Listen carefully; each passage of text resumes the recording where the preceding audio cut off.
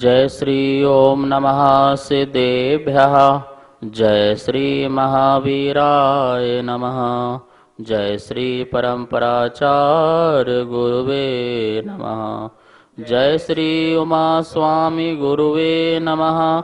जय श्री शांति सागर गुरुवे नमः। जय श्री विद्यानंद गुरुवे नमः। मोक्ष मार्गस्य नेतारं भेत्तारं कर्म भूभृतां ज्ञातारं विश्वतत्त्वानां वन्दे तद्गुणलब्धये। मङ्गलं भगवान् वीरो मङ्गलं गौतमो गणी मङ्गलं कुन्दकुन्दारो जैन धर्मोस्तु मंगलम। तत्वाशुद्ध परम मांगलिक ग्रंथ है आचार्य कुंद कुंद के पट्ट शिष्य आचार्य उमा स्वामी द्वारा यह विक्रम की प्रथम शताब्दी में लिखा गया सूत्रात्मक शैली है। संस्कृत इसकी भाषा है। 10 अध्याय विभाजित है। 7 तत्वों का इसमें वर्णन है। हम सभी लोग 8वां अध्याय बंध नाम का अधिकार देख रहे थे, जिसमें प्रदेश बंध किसे कहते हैं इसकी बात चल रही थी। 24 नंबर सूत्र था। आइए एक बार बोर्ड के माध्यम से 24वां नंबर सूत्र देखते हैं और फिर इसके अर्थ को भी समझते हैं। अष्टम अध्याय का सूत्र नंबर 24वां। नाम प्रत्यय सर्वतो योग विशेषात् सूक्ष्मकैक क्षेत्रावगाह स्थितः सर्वात्म प्रदेशस्वनंतानंत प्रदेशः। ये सूत्र का उच्चारण था। नाम प्रत्यय नाम के अनुसार जो जो कर्म हैं उनके नाम के अनुसार सर्वतो सभी भवों में, सर्वतो सभी भवों में या सब ओर से, ठीक है, सभी भवों में योग विशेषात योग के विशेष से, मतलब मन वचन काय की उसमें विशेषता से सूक्ष्म एक क्षेत्र अवगाह है, सूक्ष्म रूप से, और एक क्षेत्र अवगाह है मतलब एक ही स्थान पर, मतलब पूरा जितने प्रदेश आत्मा के हैं पूरे उस प्रदेश में एक क्षेत्र अवगाह रूप से स्थित होते हैं। कहाँ स्थित होते हैं? सर्व आत्म प्रदेशु, ये वाक्य हो जाएगा सर्व आत्म प्रदेशों में। सप्तमी का बहुवचन है ना, तो सभी सर्व आत्म प्रदेशों में अनंतानंत प्रदेश, जो अनंतानंत पौद्गलिक कर्म परमाणु हैं वो आके ठहरते हैं, रुकते हैं, उसे प्रदेश, उसे प्रदेश कहते हैं। प्रदेश किसे कहा कि प्रदेश बंद किसे कहा कि आत्मा के जितने भी प्रदेश हैं उन सभी प्रदेशों में कर्म परमाणुओं का योग विशेष से अपने अपने कर्म के अनुसार आकर के रुकना, ठहरना, बंध जाना, उसका नाम आत्म प्रदेशों में आकर ठहर जाना, उसका नाम प्रदेश कहा जाता है। देखिए यहाँ लिखा हुआ है प्रदेश बंध, ध्यान से पढ़िए क्या लिखा है। सर्व आत्म प्रदेशों से, ठीक है ना। आत्मा कितने प्रदेशी होती है? असंख्यात प्रदेशी होती है। तो सर्व आत्म प्रदेशों से कह रहे हैं। ऐसा नहीं कि 1-2 प्रदेश में 3-4 प्रदेश में कर्म बन जाएं, यहाँ ज्ञानावरणी कर्म बन जाए, यहाँ दशनावरणी कर्म बन जाए, कुछ प्रदेश में दशनावरणी, कुछ प्रदेश में मोहिनी, ऐसा नहीं है। जो भी कर्म बनता है आत्मा के सर्व प्रदेशों में बनता है। ज्ञानावरणी कर्म हो तो वो पूरे आत्मा के प्रदेश में, दर्शनावरणी कर्म हो तो पूरे आत्मा के प्रदेश में, ठीक है ना। तो कह रहे हैं सर्व आत्म प्रदेशों से किसका? कर्म पुद्गलों का। किसका बोल रहे हैं? कर्म पुद्गलों का। क्या हो जाना? एक क्षेत्र अवगाह रूप से, एक क्षेत्र अवगाह, जितना क्षेत्र आत्मा का है उतनी क्षेत्र में ही कर्मों का भी होना। तो एक क्षेत्र अवगाह रूप से स्थिति को पाकर, अब कर्म आया है तो कुछ न कुछ तो स्थिति लेकर के आएगा, कुछ न कुछ तो अवधि और समय लेकर के आएगा। तो वो जो स्थिति है, अवधि है, तो उस स्थिति को पाकर बंद हो जाना। किससे बंद हो जाना? आत्मा प्रदेशों का कर्म प्रदेशों के साथ, कर्मों के साथ क्या हो जाना? बंद हो जाना। उसे प्रदेश बंध कहा है। ठीक है, समझ में आया ना आपको? उसे प्रदेश बंध कहा है। मतलब कि जो कर्म हैं वो कर्मों का आत्म प्रदेशों के साथ आना और ठहर जाना, उसका नाम प्रदेश बंध है। मतलब कितनी संख्या में वो परमाणु आ रहे हैं, तो बोल रहे अनंता अनंत, लिखा है ना सूत्र में, अनंता अनंत जो पौद्गलिक कर्म हैं उन कर्मों का आत्मा के प्रदेश के साथ ठहरना, बंधना, वो प्रदेश बंध कहलाता है। इस सूत्र के माध्यम से कितने क्वेश्चन खड़े हुए हैं, तो यहाँ पे लिखा हुआ है प्रदेश बंध। अब इसमें देखिए सूत्र में अपन कौन कौन से क्वेश्चन खड़े होते हैं, किस रूप में बनते हैं, तो उसके लिए नाम प्रत्यहा, सूत्र में क्या बोला, नाम प्रत्यहा, तो ज्ञाना वर्णादि रूप में बनते हैं, जो नाम है उसी के अनुसार ही बनते हैं। तो पहला प्रश्न यदि कुछ पूछे किस रूप में, तो बोलना है कि नाम प्रत्यहा, ज्ञाना वर्णादि रूप में। कब, तो सर्वतो, शब्द क्या दिया है, सर्वतो, संसारी जीवों को सदा, सभी भवों में, ऐसा कोई भव नहीं है जिस भव में कर्म का बंध नहीं बनता हो, तो सर्वतो, सभी भवों में, चाहे मनुष्य गति हो, तिरंज गति हो, नरक गति हो, देव गति हो, चारों गतियों में, सभी भवों में सदा ही जो बंधता है। किस कारण से बनता है, तो कारण भी तो होना चाहिए। सभी भवों में कर्म बनते रहते हैं, तो किस कारण से बनते हैं, तो लिखा है योग विशेषात, योग की विशेषता से, योग की न्यूनता अधिकता से, कभी मन वचन काय के परिणाम जो है न्यून रूप से हैं, कभी अधिक रूप से हैं, उस रूप से मतलब मन वचन काय की चंचलता कभी ज्यादा है, कभी कम है, कभी स्थिरता, कभी अस्थिरता, तो इस प्रकार से कम ज्यादा जो है मन वचन काय की चंचलता आदि, उस योग विशेष से क्या होता है, प्रदेश बंद होता है।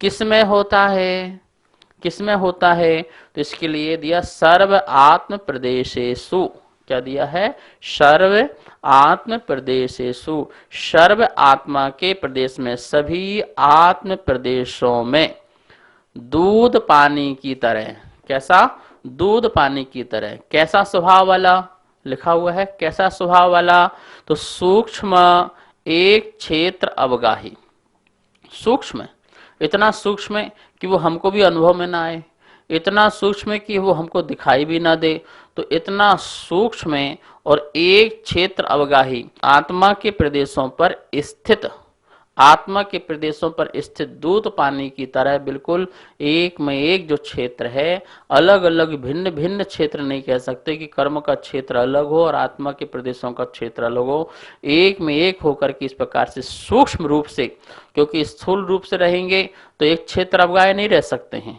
जैसे अब ये पुस्तक है और ये पुस्तक है, तो एक साथ एक क्षेत्र अवगाह्य नहीं हो सकती है, ठीक है ना, ये माइक है और शरीर है, एक क्षेत्र अवगाह्य नहीं हो सकता, लेकिन आत्मा और कर्म जो है वो एक क्षेत्र अवगाह्य स्थित हैं, तो वो एक क्षेत्र अवगाह्य स्थित रूप से कर्म रहते हैं, इसलिए उसको यहाँ पे सूक्ष्म शब्द दिया है, सूक्ष्म एक क्षेत्र अवगाही।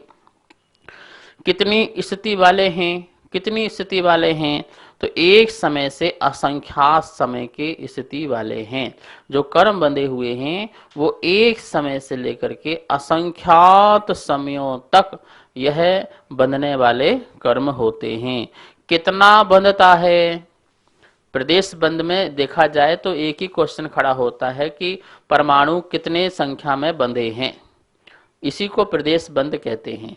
कितनी संख्या में कर्म परमाणु आए हैं उसका नाम प्रदेश बंध कहलाता है।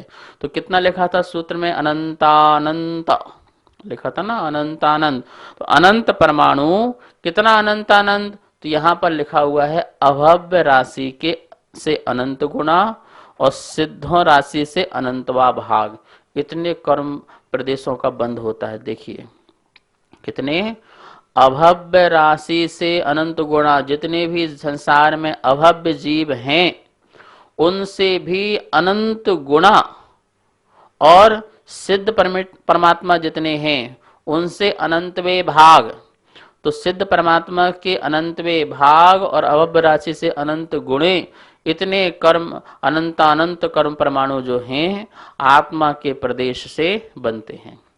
आपको पता होना चाहिए कि आत्मा असंख्यात प्रदेशी, और एक एक प्रदेश में असंख्यात कर्म प्रदेश, और एक एक कर्म प्रदेश में अनंत जो हैं कर्म परमाणु और उसके ऊपर भी विश्रोपचय अनंत परमाणु। इस प्रकार से कर्म की व्यवस्थाएं हैं। आत्मा के और कर्म की एक क्षेत्र अवगाह अवस्था है। तो इस सूत्र के माध्यम से अपन ने इतने सारे क्वेश्चनों को जाना। यहाँ पे देखिए लिखा है सूत्र में सर्वतः पद किस लिए दिया गया है, सर्वतः शब्द। तो यहाँ लिखा हुआ है यह प्रदेश बंध सभी कालों में होने वाला है, यह बताने के लिए सर्वतः पद दिया है। सभी कालों में होता है प्रदेश बंद, ऐसा कोई काल नहीं है जिस समय प्रदेश बंद ना होता हो। कषाय के माध्यम से, योग के माध्यम से ये किसी न किसी प्रदेश बंद होता रहता है। देखो स्थिति और अनुभाग बंद है वो तो कषाय के निमित्त से होता है, और प्रदेश बंद जो है वो योग विशेष से होता है। इतना ध्यान रखना, चार जो बंद बताए हैं अपन ने, स्थिति और अनुभाग बंद में कषाय जरूर होगी, तभी वो स्थिति अनुभाग बंद पड़ेगा। और प्रदेश और प्रगति जो बंद है उसमें क्या है, योग विशेष से आपके मन वचन काया की जो चंचलता है, कंपनता है, स्पंदता है, इसके निमित्त से ही कर्म प्रदेशों का आना होता है। ठीक है ना, फिर उसकी स्थिति पड़ती है। तो यहाँ पर सर्वथा शब्द बताया, सर्व कालों, भूतकाल हो, भविष्य काल हो, वर्तमान काल हो, जब तक संसार में जीव है और योगों को धारण किया हुआ है तब तक इस जीव के कर्मों का आश्रय होता है और बंध भी होता है। चरमत्तम, चरम शरीर मतलब कि केवली जो 13वें गुण स्थान तक है वहां तक आश्रय और बंध होता है। तो योग विशेष से वहां भी आश्रय और बंध होता है। स्थिति कितनी पड़ती है वो एक अलग विषय है। सूत्र में योग विशेषात पद किस लिए दिया है। अब दूसरा प्रश्न यहां लिखा है, सूत्र में योग विशेषात शब्द क्यों दिया है, ऐसा शिष्य ने पूछा। तो इसका प्रश्न का समाधान करते हैं आचार्य भगवान, परस्पर विशिष्ट होता है वह विशेष होता है, जो विशिष्ट होता है वही विशेष होता है। योग विशेष मन वचन काय के निमित्त से कर्म पुद्गलों का आगमन होता है, इसलिए योग विशेष बताया है कि आगमन कहां से होगा, कहां से आगमन होगा। या तो मन संबंधी सोच रहे हैं तो उससे होगा, वचन संबंधी बोल रहे हैं तो उससे होगा, या काया संबंधी जो हमारी क्रियाएं चल रही, प्रवृत्ति चल रही हैं उससे होगा। तो योग विशेष कौन सा विशेष है, मन वचन काय के निमित्त से कर्म पुद्गलों का जो आगमन है यही विशेष है। अतः यहाँ पर योग विशेषात, यहाँ पर विशेषण दिया हुआ है, विशेषण देना पड़ा, यही विशेष है। इसके बाद लिखा है सूत्र में सूक्ष्म पद ग्रहण क्यों किया गया है, क्यों ग्रहण किया गया है। तो लिखा है कर्म रूप से ग्रहण करने योग्य पुद्गल सूक्ष्म हैं, स्थूल नहीं हैं, यह बताने के लिए सूत्र में सूक्ष्म पद ग्रहण किया गया है। कर्म जो है वो अत्यंत सूक्ष्म है, स्थूल नहीं है। स्थूल तो हमारी ये स्कंद है, ठीक है ना, और ये स्कंद जो हमको इंद्रिय गोचर होते हैं, और कर्म जो है वो इंद्रिय गोचर नहीं है, वो मन गोचर नहीं है, इसलिए वो सूक्ष्म है। जो इंद्रियों से दिख जाएं वो स्थूल हो जाते हैं, जो हमको इंद्रिय से न दिखें वो हमारे लिए सूक्ष्म हो जाते हैं। तो कर्म के कैसे हैं, सूक्ष्म हैं, इसलिए सूत्र में सूक्ष्म विशेषण दिया है कि वो जो कर्म हैं योग विशेष से आ रहे हैं और आत्मा के प्रदेश साथ बन रहे हैं वो अत्यंत सूक्ष्म हैं, जो हमारे आंखों से दिखते नहीं हैं और ना ही किसी इंद्रिय से ग्रहण किए जा सकते हैं। ऐसे सूक्ष्म कर्म प्रदेशों का आत्मा के साथ बंध होता है, इसलिए यहाँ पर सूक्ष्म शब्द दिया है। अब यहाँ पे लिखा हुआ है प्रति समय ये अनंत रूप से बंधते हैं। प्रति समय ये समय प्रबद्ध होता है, प्रति समय जो है उतने ही कर्म का जो है बंद होता है, और समय प्रबद्ध जितने हैं उतने ही कर्म का क्या होता है, उदय में आकर के खिर जाना होता है। तो प्रति समय ये अनंत रूप से बंधते हैं। यदि किसी विशेष समय 8 कर्म बंधे, यदि ऐसा कोई समय आ गया कि उस समय 8 कर्म बन रहे हो, मतलब 7 तो बनते ही बनते हैं, उस समय आयु कर्म भी बन रहा हो, 8 कर्म बन रहे हैं, तो उस द्रव्य का बंटवारा भी कैसा होता है, 8 कर्मों के होगा। ठीक है ना। शेष काल में जब आयु कर्म नहीं बनती है तो उस समय कितना है, 7 कर्म, मतलब आयु कर्म को छोड़ करके 7 कर्म बंधे हैं, तो उस द्रव्य का बंटवारा 7 कर्मों में होगा।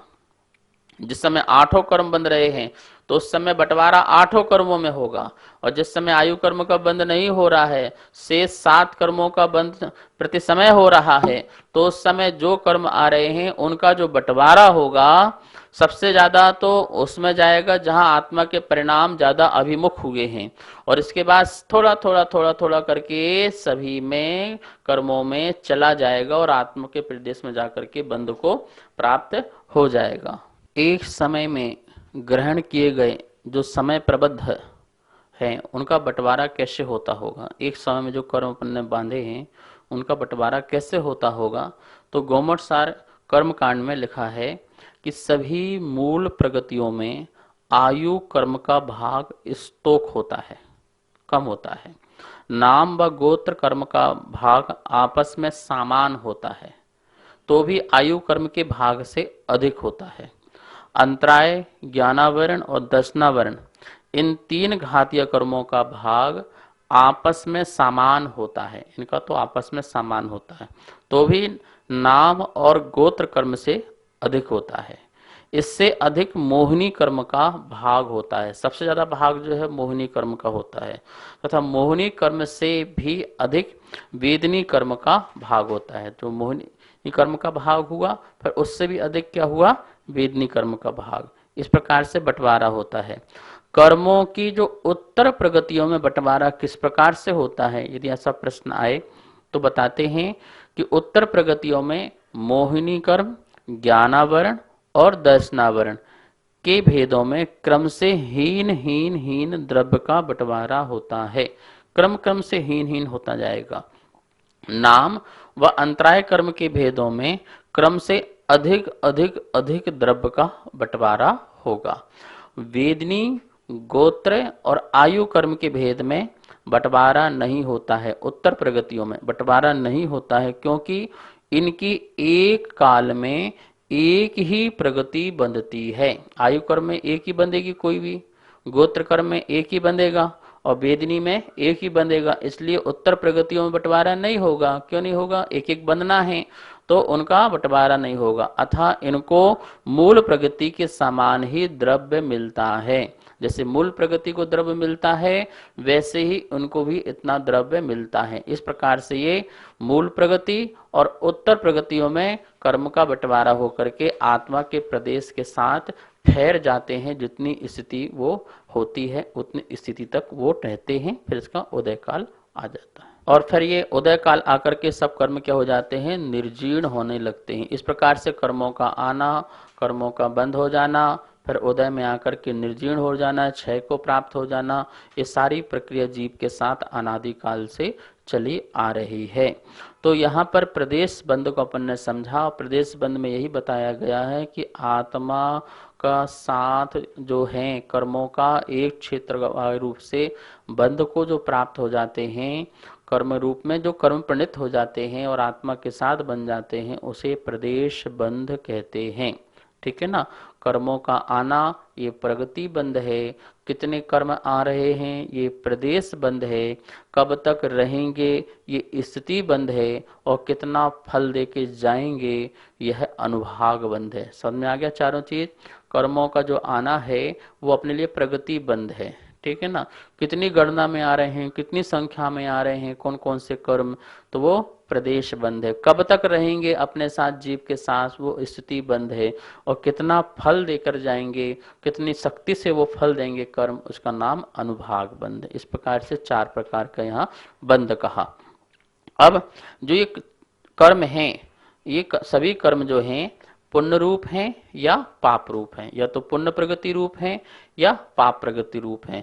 तो पिछले सूत्र में बात चली थी, तो यहाँ पर अपन बताएंगे कि पुण्य रूप प्रगतियां कितनी हैं और पाप रूप प्रगतियां कितनी हैं, मतलब कौन कौन सी हैं। तो 2 सूत्र हैं, 25 नंबर का सूत्र और 26 नंबर का सूत्र। इन दोनों सूत्रों के माध्यम से पुण्य प्रगति और पाप प्रगति का यहाँ पर वर्णन समझते हैं। तो यहाँ पर 25 नंबर और 26 नंबर जो सूत्र है उसका उच्चारण यहाँ पर करते हैं बोर्ड के माध्यम से और इसके अर्थ को भी समझते हैं। अष्टम अध्याय का सूत्र नंबर 25वां, सद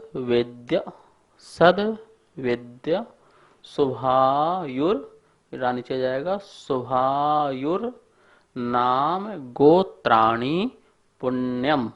ठीक है, सद वेद्य शुभायुर नाम गोत्राणि पुण्यम।